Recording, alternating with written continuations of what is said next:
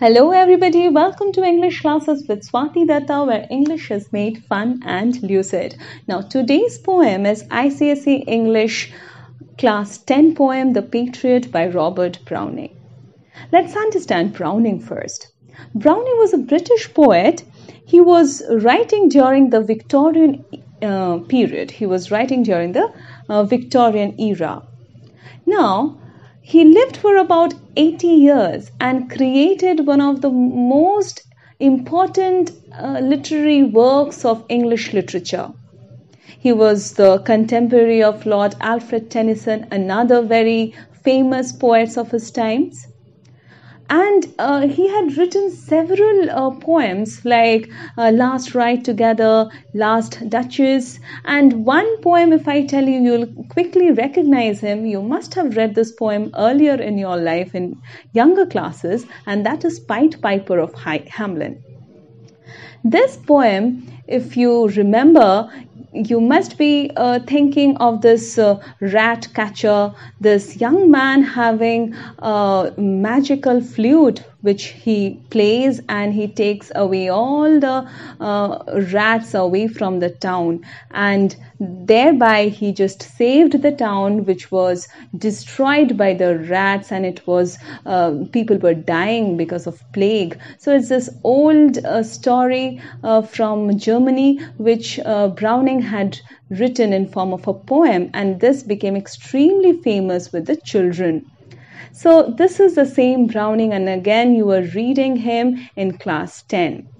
Here, this poem is a dramatic monologue. You will be very happy to know that Browning was called the master of dramatic monologue because he had such a great expertise and he had this mastery over the technique of dramatic monologue. Dramatic monologue is a type of poetry written in the form of a speech of an individual character. Now let's break dramatic monologue for you so as to make you understand better. Drama means action, mono means single, and log means speech. So here the patriot is making a speech, not necessarily a audible speech, but the speech, after reading the poem, the readers can understand that he is making a speech in his mind. And action, there are two actions taking place here. One, he is walking physically to the place where he is going to get hanged. That is the physical action. There is another action on the level of memory, where he is going back 1 year earlier, where he was felicitated by the people, and flowers were strewn on his path. So that is another action. Now the poem, it has certain themes. First theme is patriotism, nationalism, etc., which is quite evident from the title of the poem itself. The name of the poem is A Patriot. Now here the poet says that when you decide to be a nationalist, you must understand that you are sacrificing your life. The day you decide that you are going to be a patriot, you should understand that you are sacrificing your life, because whatever you do, your deeds can be understood or misunderstood by the people. And you will have to bear the consequences, face the consequences. And not necessarily the deeds that you consider good for the country will also consider the same. And that is why you will be at the mercy of the people, and that you will have to accept gladly. And the second theme is the public reaction. It's a critique of the public sentiment and morality. People are very quick to judge. They are extremely fickle-minded. Today, the person whom they make a hero, just the following day, they can make the same person a criminal. This is the second theme. The third theme is the religious faith. Even in a poem where this patriot is dying, Browning still manages to end it at a positive note. He is called the poet of optimism for this reason only. And how come he has this optimism? Because he has utter faith on the Almighty. He had said once, God is in heaven and all is right with the world. This is one of his famous quotes. So from this quote, you can understand the tremendous trust and faith he had on God. So this is another theme in the poem, where the patriot says that today I surrender myself to God, and I know that going to God will be much better option rather than being at the mercy of people. So the picture is there is this patriot who is being captured and taken to the place where he will be publicly executed. And while he is going, he is thinking of what happened 1 year earlier, where people were celebrating and welcoming him with flowers. And today people are pelting stones at him, they are throwing pebbles at him. Now let's begin. It was roses, roses all the way, with myrtle mixed in my path like mad. The house roof seemed to heave and sway, the church spires flamed, such flags they had. A year ago on this very day. Now, when he was walking, that time roses were strewn on his path. Let's suppose there were red roses. Roses were symbol of love and respect, and it had been used for 100 years. People always had been using roses to convey their messages without using words. So here people were throwing flowers at him in order to tell how much love and how much respect, adulation, happiness they have because of this man. And not only roses but also myrtles. This is another kind of shrub with shiny green leaves and sweet smelling white flowers. So myrtles and roses were strewn on his path. And just try to imagine how much it is visually attractive, as well as it had beautiful scent, even as if the whole air was filled with the aroma of beautiful flowers. White and red roses, and this man was walking on the petals. The house roof seemed to heave and sway, so people were all gathering on the rooftops, on the terraces of their houses, and they wanted to have a look at this man, this great hero, this person who had done a great job for the nation. He sacrificed so much for the country, and everybody wanted to have a look at him. One glance, one glimpse of this man. Heave means move up and down in an irregular way, and sway means move back and forth. So people were moving up and down and back and forth, just fighting and jostling among each other just to have a look of him. You can understand the kind of euphoria, happiness, and it was full of energy everywhere. It was teeming with people.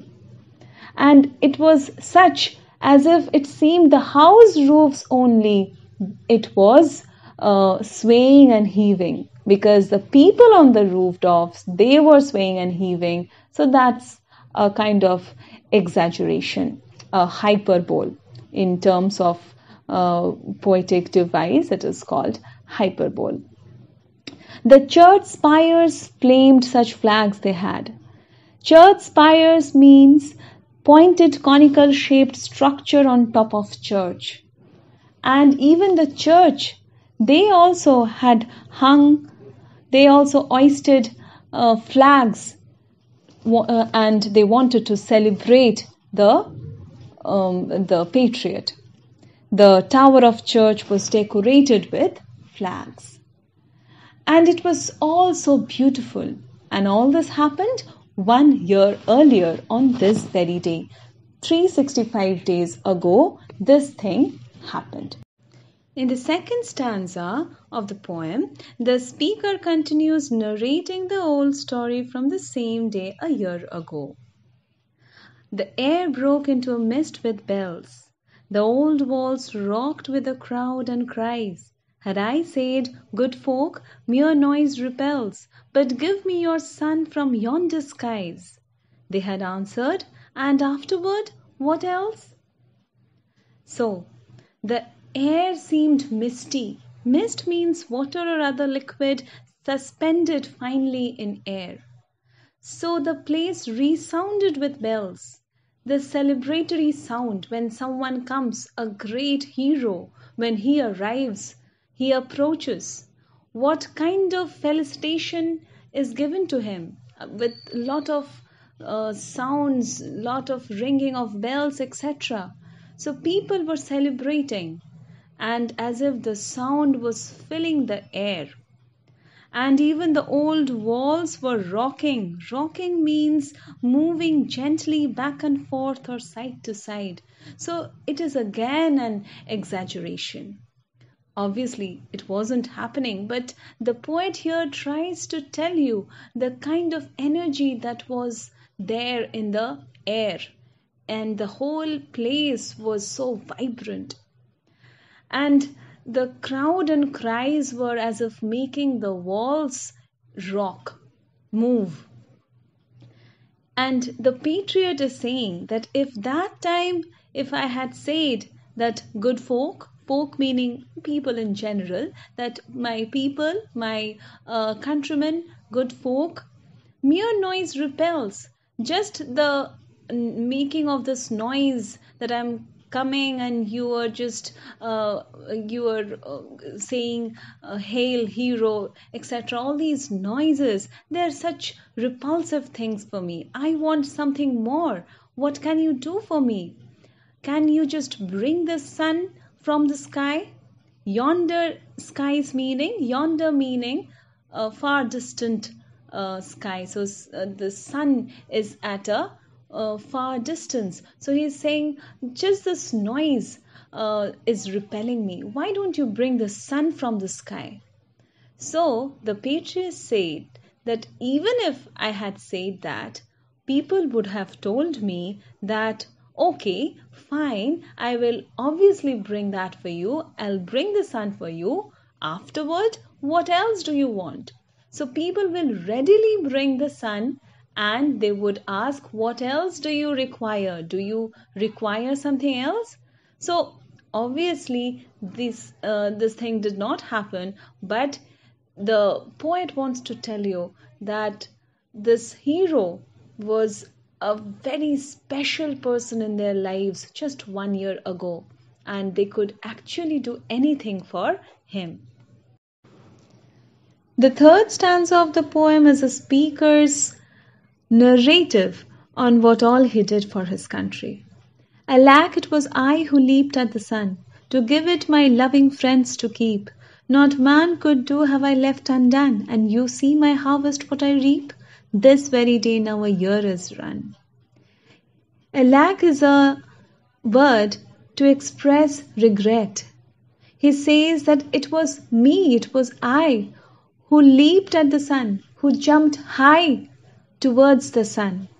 And there is a slight reference to Greek mythology in the tale of Icarus, who was a son of a craftsman, Daedalus. He made wings, and he wanted to go very close to the sun, and his wings were stuck to his arms with wax. As he went very close to the sun, his father asked him not to. Still, he disobeyed and he went. And as he went very close, the wax melted, he fell and died. From there only we get the idiom, don't fly too close to the sun. So, here the poet also says that because he became overtly ambitious, and just not being ambitious, he wanted to give too much to the nation. He was the one who wanted to go out of his way to help the nation. It was almost being overtly ambitious for the nation. And see, today he is being misunderstood by his people. The second line goes like this: to give it my loving friends to keep. So he gave the son, he gave the good part, he himself, he faced the consequences of going close to the sun, he died. But he gave the better parts to his loving friends, meaning to his countrymen. So he was the one who sacrificed his life to give the good fruits to the countrymen. Not man could do have I left undone. I have not left any stones unturned. I have not left any work undone which could have been done by a person. And you see my harvest meaning here result. What I reap meaning what I cut. Reaping is cutting. And reap the harvest meaning get benefits of past actions. Benefits or rather results. Okay, so here he is getting the results of his past actions. And the result is he is going to get publicly executed. This very day now a year is run. Is run meaning a year has passed. So on the same day I have gone through. So there goes the intro and the first 3 stanzas of the poem. The final 3 stanzas are in the part 2 of this video. I hope you have understood it, and if you have any questions or queries, please write them down in the comment section below and subscribe to my channel and share it with your friends. Stay connected. Thank you.